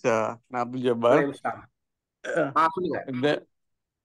இந்த ஃபாரின்லேருந்து வர இந்த நாங்கள் அனுப்புகிற அந்த இன்கம்ல இப்போ நாங்கள் அதிலிருந்து சம்டைம் எங்களுக்கு பேங்க்லேருந்து ப்ராஃபிட் வரலாம். அதோட எங்களுக்கு இந்த கேபிட்டல் கெயின், இது ஷேர்ஸில் ப்ராஃபிட், அடுத்தது ரெண்ட்டுகள் எடுக்கக்கூடிய மாதிரியும் இப்போ அதுகள் சம்பந்தமாக ஒரு சின்ன ஒரு ஐடியா அவங்களும் சொன்னால் நல்லா இருக்கும். அதோட நாங்கள் அந்த சரிட்டியில் எஜுகேஷனல் சரிட்டிகள் அது கொடுக்குற அப்ரூவ்ட் ஆர்கனைசேஷன் சரிட்டி கொடுக்குற அதுகளையும் கொஞ்சம் சின்ன கொஞ்சம் பெனிஃபிட் ஆயிருக்கும்னு நினைக்கிறேன்.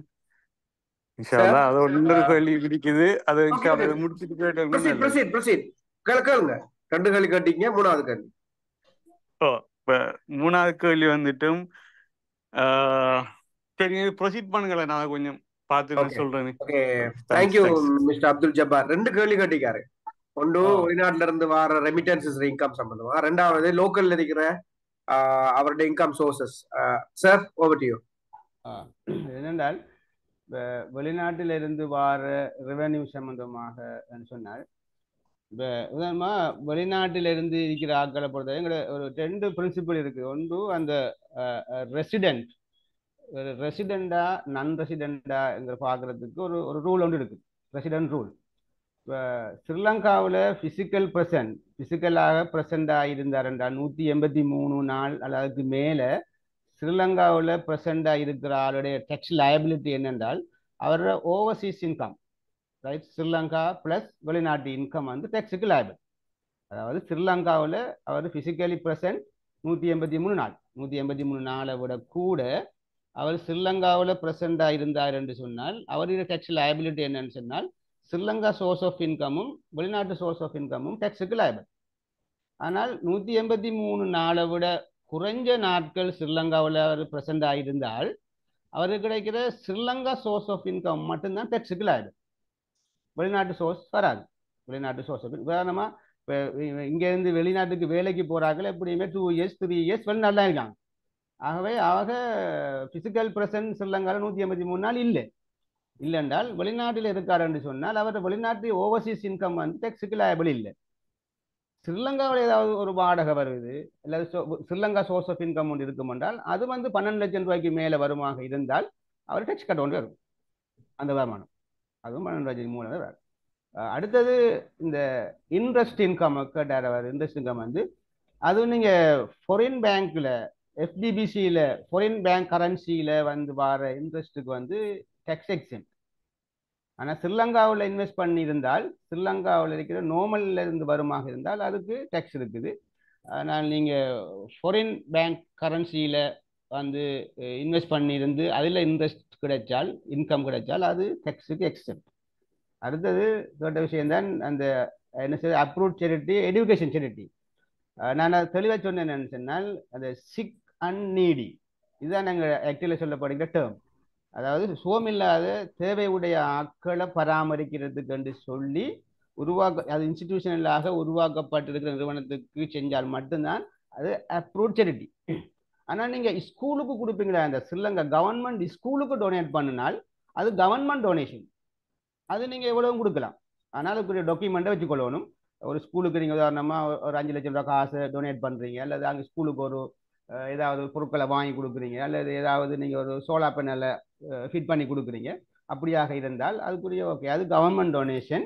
அது செய்யப்பட்டதாக நீங்கள் செஞ்சதாக ஒரு உறுதிப்படுத்தலை அந்த அதிபர் ஊடாக அந்த பாடசாலை ஊடாக நீங்கள் பெற்றுக்கொண்டு இருந்தால் அது நீங்கள் கவர்மெண்ட் டொனேஷனுக்குள்ள அன்லிமிட் கழிச்சு கொள்ள இயலும். நான் இன்னொரு விஷயத்துக்கு கேபிட்டல்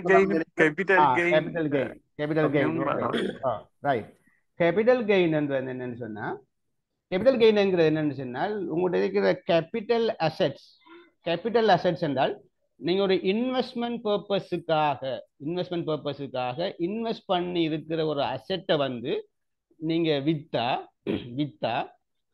அதுல வர கெயினுக்கு நீங்க டேக்ஸ் பே பண்ணணும்.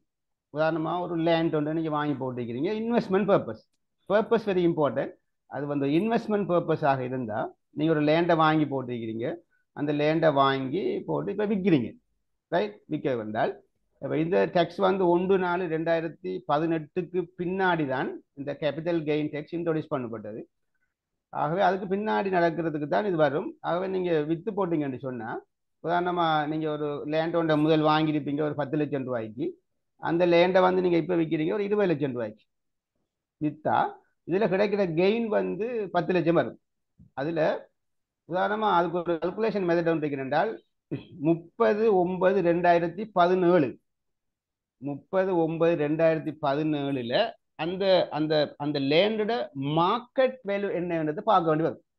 இப்போ நீங்கள் ஆல்ரெடி வந்து அதை 10 லட்சம் ரூபாய்க்கு வாங்கியிருப்பீங்க, இப்போ நீங்கள் விற்றது 20 லட்சம் ரூபாயாக இருந்தாலும் அந்த 10க்கும் 20க்கும் டிஃபரெண்ட் பார்க்குற இல்லை, ரைட்? இப்போ பார்க்குறோம்னா அந்த 30/9/2017 அந்த 17 அதோட மார்க்கெட் வேல்யூ என்ன அதான் கழிக்கிறது. அப்போ நீங்கள் வித்த காசுல இருந்து இப்போ 2 மில்லியன்ல இருந்து 30/9/2017 இருக்கிற மார்க்கெட் வேல்யூவை கழிச்சிட்டு வர அந்த அந்த டிஃபரெண்ட்டுக்கு தான் அதை நாங்கள் சொல்கிற கெயின். அந்த கெயினுக்கு நீங்கள் இண்டிவிஜுவலாக இருந்தால் இப்போக்கு 10% gain capital gain tax pay பண்ணணும். இதுவே ஒரு கோஆப்ரேட்டாக கம்பெனியாக இருக்குமாக இருந்தால் 30% capital gain tax, right? Individual என்றால் 10%, ரைட்? இண்டிவிஜுவல் என்றால் 10% தான். அதாவது இன்ஸ்டிடியூஷனாக இருக்குமாக இருந்தால் கம்பெனியாக இருக்குமாக இருந்தால் அவங்களுக்கு 30%, சேரிட்டபிள் இன்ஸ்டிடியூஷன் அப்படியாக இருக்குமெண்டா அவங்களுக்கு 10%. Right, okay. இன்னொரு விஷயம் நான் அவரோட அதுக்கு நான் ரெட் பண்ணலாம் நினைக்கிறேன். இப்போ உங்களோட இன்வெஸ்ட்மெண்ட் எது சரி ஒரு கொமர்ஷியல் பேங்க் கூட செய்யப்படுமாக இருந்தா அதுல உங்களுக்கு கிடைக்கிற ப்ராஃபிட், அதுல கிடைக்கிற இன்ட்ரெஸ்ட், அதுல கிடைக்கிற டிவிடெண்ட்ஸ், வங்கிகள் ஊடாக ஏதாவது வருமானம் உங்களுக்கு சேனல் துரு பண்ணப்படுமாக இருந்தா அதுல இருந்து உங்களுக்குரிய அந்த WST கழிக்கப்படும். அந்த வருமானம் ஆட்டோமேட்டிக்காகவே உள்நாட்டு இறைவரி திணைக்களத்துல சிஸ்டத்தினூடாக கேப்சர் பண்ணப்படும். ஆகவே நீங்க அந்த விடயத்திலையும் அவதானமா இருக்கணும். சில பேர் யோசிச்சுட்டு இருக்கலாம், என்ன இன்ட்ரெஸ்ட் வருமானம், நான் பேங்க்ல டெபாசிட் போட்டிருக்கிறேன், நான் வெளிநாட்டுல இருக்கிறேன், அதுக்கு டெக்ஸ் கட்டணுமாங்களா சந்தேகங்கள் வரலாம். நீங்க உங்களோட வருமான வரி அந்த கோவையை நீங்க ஓபன் பண்ணி பாக்குற நேரம் அந்த WST சாதாரணமாகவே உங்களோட இன்கமுக்கு எதிராக செலுத்தப்பட்டது ஒரு செலவாக காட்டப்பட்டு கிடைக்கப்பட்ட மொத்த வட்டியாக இருக்கலாம் அல்லது ப்ராஃபிட்டாக இருக்கலாம் அல்லது இன்னொரு என்ன கொடுப்பனவுகளாக இருக்கலாம், அனைத்துமே உங்களோட வருமானத்தோடு சேர்க்கப்பட்டிருக்கு. நீங்க அதுக்கும் சேர்த்து உங்களுடைய வருமானத்தை நீங்கள் வருமான வரியை செலுத்த வேண்டும் என்கின்ற விடயத்தை நீங்கள் கவனத்தில் கொள்ள வேண்டும். ஓகே தானே சார் அந்த விஷயம்? அது இதுக்கு தான் அது அந்த அதாவது ஒரு டிபாசிட் நடந்திருந்தால் டிபாசிட்டுக்கு இன்ட்ரெஸ்ட் ஒன்றை பே பண்ணியிருக்குமா இருந்தால் அந்த இன்ட்ரெஸ்ட் சம்பந்தமான டீட்டெயில்ஸை வந்து பேங்க் வந்து இல்லைன்ற டிபார்ட்மெண்ட்டை டேட்டாக்கு கொடுத்துருக்கு. அப்போ அதை நாங்கள் லிங்க் பண்ணக்குள்ள நான் இப்போ நாங்கள் செஞ்சு காட்டுவேன் அது எப்படி ஓட்டுவா வருதுன்னு ஓட்டு அடுத்த செஷனில் விளங்கப்படுத்துவோம். Okay sir. அதுக்கு போறதுக்கு முதல்ல ஒரு கேள்வி ஒன்று கேட்டீங்க. For uneducated parents, if it is not done, do the educated children will get the penalty? Someone is telling like this. இன்னொரு கேள்வி கேட்டிருக்காரு. இந்த கேள்வியில ஒரு குழப்பம் உண்டு, எனக்கு ஒரு தெளிவான விளக்கம் உண்டு. என்ன கேள்வி கேட்க ட்ரை பண்றாருன்னு சொல்லி நினைக்கிறவங்களுக்கு ஒரு படிக்காத ஒரு பேரண்ட்ஸ் வந்து சில வேளையில டெக்ஸ்ட் கட்டாம விட்டா அதோட பெனால்டி பிள்ளைகளுக்கு வந்து சேருமாங்கிற மாதிரி தான் எனக்கு தோணுது. அப்படி ஏதாவது இருக்கா சார்? அது என்னன்னா படிக்காதங்கிறத விட்டு படிக்கிறேங்கிறத விட்டு போட்டு ஒரு பேரண்ட்டுக்கு டெக்ஸ் லைபிலிட்டி இருந்து அவர் வந்து பே பண்ணாம விட்டா, அவர் பிசினஸ் செஞ்சு ஏதோ செஞ்சு அவருக்குரிய டெக்ஸ் லைபிலிட்டி ஒன்று இருக்குன்னு சொன்னால் அந்த லைபிலிட்டி அவர் பே பண்ணாம மரணிச்சிட்டாரு ஆள் இல்லை அப்படின்னு சொன்னா அந்த அதுல நாங்க என்ன செய்யறோம்னு சொன்னால் அவர் அந்த பேரண்ட அசெட்டில் இருந்து அதை ரிகவர் பண்றதுக்கு எக்ஸம் எடுப்போம். அப்ப அந்த அவர் சொத்துக்கள் வந்து அடுத்த வாரிசுக்கு போகுமாக இருந்தா அப்ப அது வாரிசு வந்து அதை கட்ட வேண்டி வரும். அவருக்கு சொத்துகள் இருந்து அது சொத்து வாரிசுக்கு டிரான்ஸ்ஃபர் பண்ணப்படுமாக இருந்தா அதுல முதலாவது அவர் சொத்துல இருந்து முதலாவது நாட்டுக்கு செலுத்த வேண்டியது வரி. அதை செலுத்தி போட்டுதான் அவங்க அந்த வாரிசை பிரிச்செடுக்கணும், வாரிசு சொத்தை பிரிச்செடுக்கணும். முதலாவது டெக்ஸை பே பண்ணணும். அவர் அது லைபிலிட்டி அவருக்கு அந்த லைபிலிட்டிஸ் கட்டணும், அவரோட காசு கட்டணும், அவர் கட்டுப்படத்தான் பண்ணணும். அது நாங்கள் அவருக்குரிய டெக்ஸை வந்து அவருக்குரிய அடுத்த ஆட்கள் இதுக்கு வாங்கணும். இப்போ அந்த சொத்து எங்கால பிரிஞ்சு போகுதுங்கிறத பார்த்து அந்த சொத்துல இருந்து எடுப்போம். Okay, hope that answer clear his doubt. நான் நினைக்கிறேன் அவருக்கு ஓகே. அடுத்தது இனி நாங்க அடுத்த செக்ஷனுக்கு போறதுக்கு இடையில ஏதாவது கேள்விகள் இருந்தா அவசரமா கேட்டுக்கொண்டீங்கன்னு சொன்னா நாங்க ஏதோ ஒரு 1 or 2 minutes நாங்க ஒரு கேள்விகளை இணைச்சு கொண்டு நாங்க அடுத்த நிகழ்ச்சிக்கு போகலாம். ஏதாவது சந்தேகங்கள் இருந்தா குயிக்கா கேளுங்க சார். அந்த இண்டிவிஜுவல் ரெண்ட் ரிலீஃப் 25%, ஆனால் பே பண்ணக்குள்ள நாங்கள் 10% வித்ஹோல்டிங் டேக்ஸ் டிடக்ட் பண்ணி தானே பே பண்றோம். அப்போ 25%. எப்படின்னா அது என்னண்டா உதாரணமா அது உங்களுக்கு ரிலீஃப். உதாரணமா உங்களுக்கு இப்போ 1 லட்சம் ரூபாவுக்கு மேல ஒரு ரெண்ட் ஒன்று கிடைக்குமாக இருந்தால் அந்த ரெண்டை பே பண்ற ஆள் வந்து 10% வித் ஹோல்டிங்கை கழிச்சு போட்டு தான் உங்களுக்கு பே பண்ணுவார். உதாரணமா 1,50,000 ரூபாய் உங்களுக்கு ரெண்ட் கிடைக்குதாக இருந்தா மாசம் 2 நாள் 10% அதுக்குரிய வித் ஹோல்டிங் டேக்ஸை கழிச்சு போட்டு தான் உங்களுக்கு மிச்ச காசை கொடுப்பார். உதாரணமா 1,50,000 ரூபாயில 10% 15,000 ரூபாய் போனா 1,35,000 தான் உங்களோட கையில தருவார். இன்னொரு 15,000 ரூபாய்க்கு ஒரு சர்டிபிகேட் தருவார். நான் வந்து உங்களுக்கு 10% வித் ஹோல்டிங் டேக்ஸ் கழிச்சிருக்கிறேன்னு சொல்லியும் அந்த 10% வந்து இல்லைன்ற டிபார்ட்மெண்ட்டுக்கு அனுப்பிடுவார்.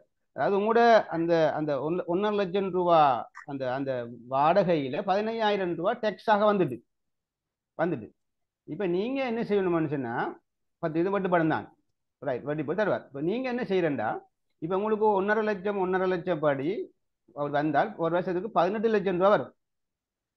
18 லட்சம் ரூபா உங்களுக்கு இன்கம்மா வரும். ரைட்.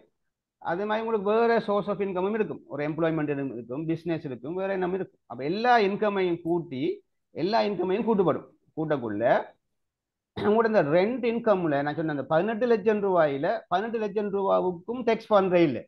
அதுல 25% கழிச்சு போட்டு வர 75% தான் டேக்ஸ் கால்குலேஷனுக்குள்ள வரும்.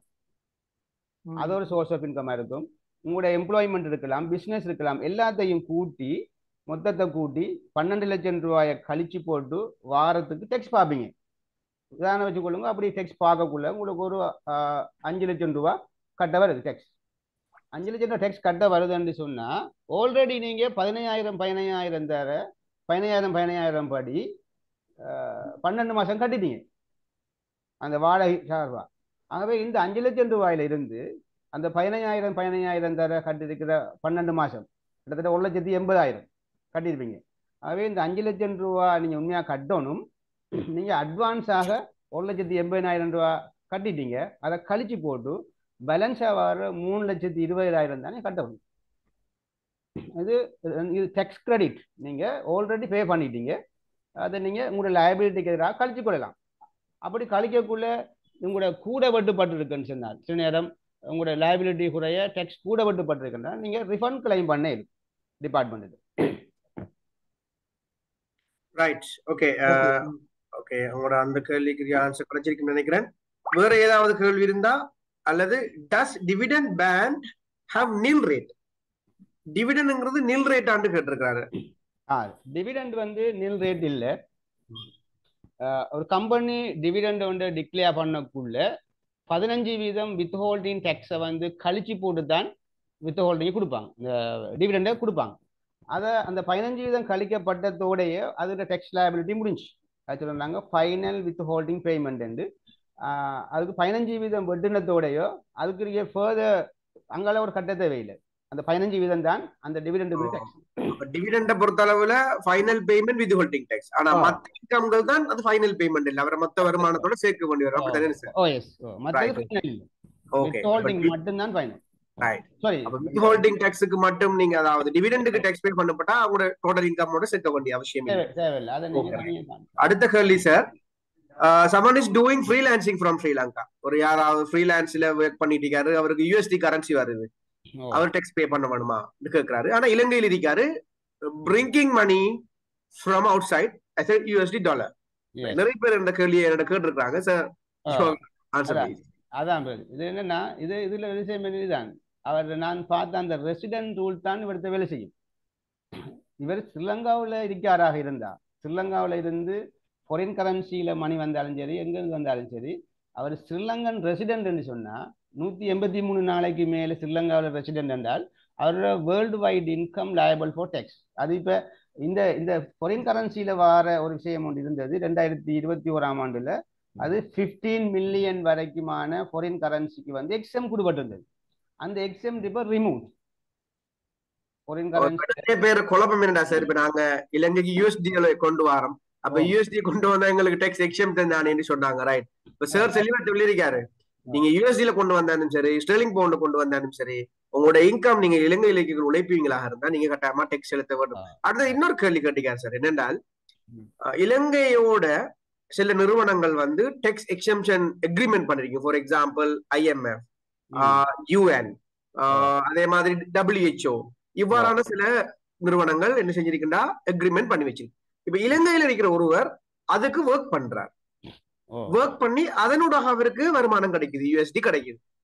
அந்த USD எப்படி சனல் துருப்பாடுபடுதுன்னா, அவர் இலங்கையில எந்த நிறுவனத்துல வேலை செய்யறாரு, உதாரணமாக இலங்கையை பொறுத்தளவுல சில இன்ஜினியர்ஸ், அதே மாதிரி சில கன்சல்டன்ட் சில நிறுவனங்கள்ல வேலை செய்யறாங்க. இலங்கையில சில அதிகார அதாவது அத்தாரிட்டிஸ் போர்ட்ல வேலை செய்யறாங்க. இவங்க இப்படியான ப்ராஜெக்ட்ஸ் இலங்கையில இம்ப்ளிமெண்ட் பண்ற நேரம் இவங்களுக்கு டேக்ஸ் எக்ஸம்ஷன் இருக்கா, அல்லது அந்த ஏன்னா அவங்களோட கிடைக்கிற ப்ராஜெக்ட் எக்ஸம்டட் சோர்ஸ், நான் சொன்ன மாதிரி IMF, UN, WHO, இந்த ப்ராஜெக்ட்ல இவங்க கிடைக்கிற இந்த வருமானத்துக்கு இவங்க டேக்ஸ் கட்டணுமா இல்லையாங்கிற கேள்வி ஒன்று சார். இது ஏதாவது உங்களோட கருத்துக்களை சொல்லலாம்?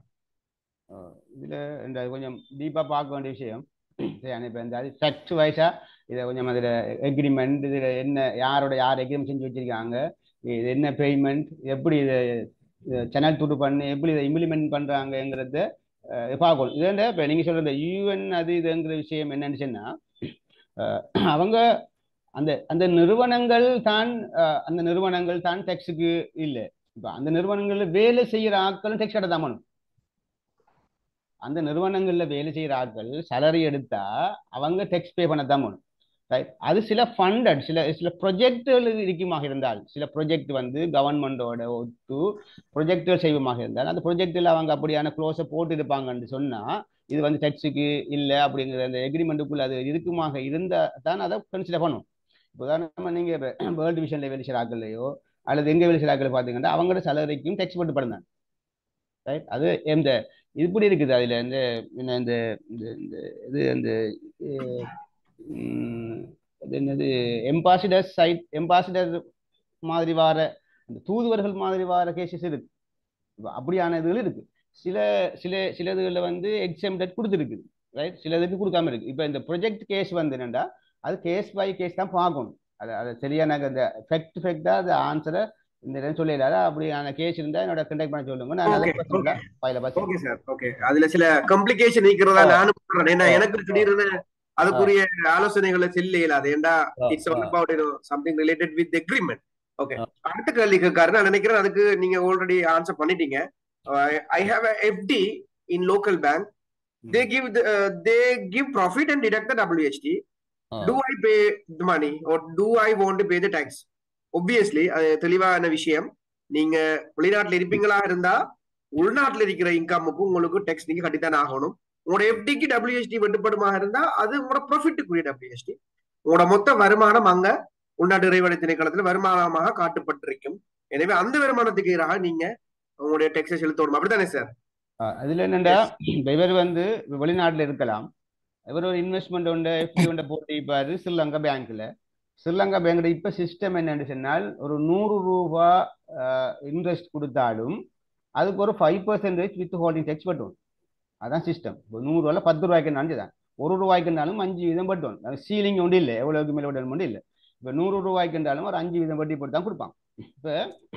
இப்போ இவருக்கு வந்து இங்க வந்து இருக்கிற அந்த ஃபிக்ஸ்டு எஃப்டிக்கு வந்து இன்ட்ரெஸ்ட்டுக்கு வந்து வித் ஹோல்டிங் டேக்ஸ் வெட்டுப்படுதுன்னு சொன்னால் வெட்டுப்படும் தான். அதுல மாற்று கருத்து வராது, வெட்டுப்படும். இப்ப இவர் வருஷ முடிவில் இவர வருமானத்தை இவர் கூட்டி பார்க்கணும். ரைட், எஃப்டி அதர் சோர்ஸ் எல்லாம் சேர்ந்து இவருக்கு வார வருமானம் 12 லட்சம் ரூபாய்க்கு மேல வருமாக இருந்தால் இவர் நாட்டுக்கு டேக்ஸ் கட்ட வேண்டிய ஆள். ரைட், ஆல்ரெடி அட்வான்ஸா டேக்ஸ் வெட்டுப்படுறீங்க, அவர் கழிச்சு போட்டு கொடுக்கணும். அல்ல இவருக்கு கூட்டி பார்த்தா 12 லட்சம் ரூபாய்க்கு குறையத்தான் வருது, ஆனா டேக்ஸ் வெட்டுப்பட்டு இருக்கண்டா அது உண்மையான விஷயமா இருக்குமா? இந்த விஷயம் ஃபேக்ட் உண்மை 100% சரி என்று சொன்னால் இவர் ரிஃபண்ட் கிளைம் பண்ணிடும். இப்போ நான் தகுதி இல்லை, ஆனால் என்கிட்ட WHT வெட்டுப்பட்டு இருக்குது, அவே எனக்கு இந்த வந்து ரிஃபண்ட் பண்ணுங்க என்று சொல்லி ரிஃபண்ட் கிளைம் பண்ணலாம்.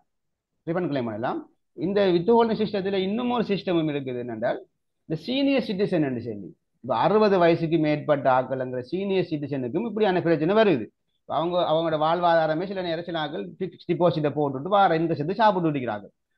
அப்படியான ஆக்களுக்கு எங்களுடைய டிபார்ட்மெண்ட் இப்போ ஒரு ரிஃபண்ட் சிஸ்டம் ஒன்று இன்ட்ரோடியூஸ் பண்ணியிருக்கு. எப்படி என்றால் 60 வயசுக்கு மேற்பட்ட ஆக்களாக இருந்து அவருக்கு 12 லட்சம் ரூபாய்க்கு உள்ளதான் வருமானம் வருகிறது, அதுவும் இந்த இன்ட்ரெஸ்ட் இன்கமாக இருந்தா அவர் 3 மாசத்துக்கு ஒரு தடவை 25,000 ரூபாய்க்கு மேற்படாத ரிஃபண்டாக இருந்தா அவர் வந்து எங்களோட வெப்சைட்டில் அதுக்குரிய ஃபார்ம்ஸ் எல்லாம் போட்டிருக்கிறோம். அந்த ஃபார்ம்ஸை நிரப்பி 3 மாசத்துக்கு ஒருக்கா அவர் சப்மிட் பண்ணலாம். இப்போ எனக்கு உண்மையாகவே 12 லட்சம் ரூபாய் குறையதான் வருமானம், ஆனால் இந்த எஃப்டியில் வந்து எனக்கு வர இன்ட்ரெஸ்ட் வந்து வெட்டுப்படுது, அதை ரிஃபண்ட் பண்ணுங்கன்னு சொல்லி பேங்கோட அந்த நோட்டீஸோட அந்த சர்டிஃபிகேட்டோட அதை ரிஃபண்டை ரிக்வெஸ்ட் பண்ணினால் எவ்ரி 3 மந்த்ஸுக்கு ஒருக்கா நாங்கள் அந்த ரிஃபண்டை செய்கிறோம், அவங்களுக்கு ரிஃபண்ட் கிடைக்குது. அதே மாதிரி தான் 60 வயசுக்கு உட்பட்ட ஆக்களாக இருந்தால் அவர் 3 மாசத்துக்கு ஒருக்கா கேட்க இயலாது, அவர் இயர்லி வருஷத்துக்கு ஒருக்கா அப்படி இருக்குமாக இருந்தால் அவர் ஒரு டின் ஒன்று ஓப்பன் பண்ணி அவரோட ரிட்டர்ன் ஒன்று சப்மிட் பண்ணுவதன் ஊடாக தன்னுடைய ரிஃபண்டை கிளைம் பண்ணி. Right, okay, that's very clear. இலங்கையில நீங்க இருந்தாலும் சரி அல்லது வெளிநாட்டுல இருந்தாலும் சரி, உங்களோட டோட்டல் இன்கம் இலங்கையில 12 லட்சம் ரூபாய்க்கு குறைவாக இருந்தா நீங்க அதை கிளைம் பண்ணலாம், டெக்ஸ் கட்ட தேவையில்லை. இல்ல உங்களோட டோட்டல் இன்கம் 12 லட்சம் ரூபாய் கூடுதலாக இருந்தா நீங்க கட்டாயமாக டெக்ஸ் கட்ட வேண்டி வரும். ஏன்னா நாங்க அடுத்த செஷனுக்கு போக வேண்டி இருக்கிறதால கடைசியாக இந்த கேள்வியை மட்டும் நான் பேசிட்டு டிஸ்கஸ் பண்ணிட்டு அடுத்தது போகலாம்னு நினைக்கிறேன். how can you solar power income, how can you explain about solar power income, how to calculate? நான் நினைக்கிறேன் சார் இது சம்பந்தமாக தெளிவான விளக்கம் ஒன்று கொடுத்திருப்பீங்க நினைக்கிறேன். அவர் கேட்கிறது நான் சொன்னது சோலார் பேனல் ரிலீஃப் சம்பந்தமா. Okay, solar panel income, about solar income, how to calculate? Yes, right. அது அவர் தான் கால்குலேட் பண்ணணும். அவங்களுக்கு இந்த நெட் மீட்டர்ல ஒவ்வொரு மாசமும் அவருக்கு அலர்ட் வருது, எவ்வளவு காசு உங்களுக்கு போட்டு இருக்குங்கிறது மாசம் வருது. ரைட். அப்போ அது அவருக்கு ஒரு எக்ஸ்ட்ரா இன்கம், ரைட். அது ஒரு other source of income, right. அவர் இன்வெஸ்ட்மெண்ட் இல்லாமல் அது அதர் சோர்ஸ் ஆஃப் இன்கம். அந்த இன்கம் அவர் டிக்ளேர் பண்ணப்படணும். அந்த இன்கம் டிக்ளேர் பண்ணப்படணும். இன்கம் டிக்ளேர் பண்ணப்படுற நேரம் அதே நேரம் ஒரு 600,000 ரிலீஃப் ஆகும், கிளைம் பண்ணவும் இருக்கு. நிறைய பேருக்கு ஒரு குழப்பம் ஒன்று இருக்கு சார். இப்ப அரசாங்க உத்தியோகத்தர்கள் நேரத்துல டெக்ஸ் பிராக்கெட்ல இருக்கிறவங்க அவங்களோட பேர்ல சோலார் பேனல்ல போட்டிருக்கிறாங்க. அவங்களுக்கு இந்த வருமானம் வருது, அவங்களுக்கு ஆட்டோமேட்டிக்கா பேங்க் ஊடாக இந்த வருமானம் வருது. அவங்க நினைச்சிட்டாங்க இதுக்கு எந்த வகையான வருமானமும் நாங்க டெக்ஸ் கட்ட தேவையில்லை. நான் தெளிவான விளக்கம், அது உங்களுக்கு அது சோர்ஸ் ஆஃப் இன்கம். உங்களோட வருமானத்தோட நீங்க அதை கூட்டி காட்ட வேண்டும். அதே மாதிரி உங்களோட வருமானம் உங்களோட செலவு 6 லட்சம் சார் விளங்கப்படுத்தினோம். அதாவது நேஷனல் கிரிடோட உங்களோட சோலார் பேனல் கனெக்ட் பண்ணப்படுமாக இருந்தா உங்களோட டோட்டல் இன்வெஸ்ட்மெண்ட் நீங்க என்ன செய்யலாம்னா கிளைம் பண்ணலாம். 6 லட்சமா. சோ நான் நினைக்கிறேன் ஹரூஸுக்கு அந்த விளக்கம் தெளிவா இருக்குன்னு நினைக்கிறேன். உங்களோட இன்கம் உங்களோட பேர்ல வரணும், அதாவது உங்களோட சோலார் பேனல் உங்களோட பேர்ல இருக்கணும். அதுக்குரிய டீட்டெயில் நீங்க இருப்பீங்களா இருந்தா நீங்க எவ்வளவு உங்களுக்கு டேக்ஸ் வெட்டுப்படுவதோ நீங்க அதை கிளைம் பண்ணலாம்ங்கிற விஷயம் இருக்கு. அப்ப இன்னும் ஒரு இஷ்யூ ஒன்று இருக்கு. என்னென்னால் பேயி டேக்ஸ், அதாவது எபிட் ஏர்னிங் வைல் அந்த டேக்ஸ் வந்து பே பண்ணப்பட்டுட்டு, இப்போ உதாரணமாக ஒருவருக்கு பே பண்ணப்பட்டுட்டு அவரோட டோட்டல் டேக்ஸ் லைபிலிட்டி அவருக்கு கிளைம் பண்ணலாம் இந்த 6 லட்சம் ரூபாய். உதாரணமா ஒரு 5 மில்லியன் அவர் இன்வெஸ்ட் பண்ணிருக்காரு, கிட்டத்தட்ட 5-6 வருடங்களுக்கு அதை அவர் கிளைம் பண்ணலாம். இப்ப இந்த சந்தர்ப்பத்தை எப்படி நடந்து கொள்றேன்? ஏன்னா இது பெரிய ஒரு இஷ்யூ. நிறைய பேருக்கு எபிட் வெட்டுப்பட்டுட்டு இப்ப இவரு கிளைம் பண்றது இது கொஞ்சம் ரைட்.